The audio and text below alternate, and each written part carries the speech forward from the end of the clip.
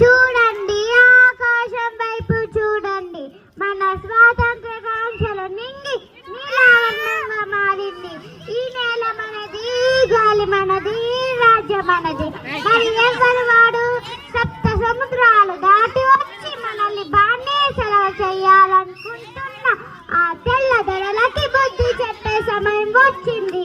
సింహంలా గర్జించండి, శత్రువు గుండెల్లో వణుకు పుట్టించండి. యుద్ధం అంటే ప్రాణాలు పోగొట్టుకోవడం కాదు, శత్రువు ప్రాణాలు తీసి మన గడ్డను కాపాడుకోవడం.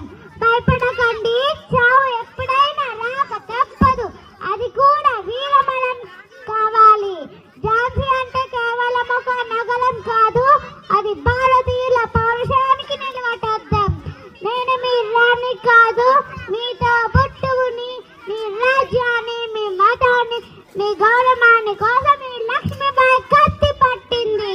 ఖబర్దార్, నా దేశం జోలికొస్తే, నా ప్రజల కంట కన్నీరు పెట్టిస్తే ఈ ఖడ్గం మీ ప్రాణాలు తీయడానికి వెనుకాడదు. ఝాన్సీ నహీ దూంగి. హర హర మహాదేవ్, హర హర మహాదేవ్, హర హర మహాదేవ్. జై భారత్ మాతా की jai. Everyone need to stand and have to clap for us. Yes,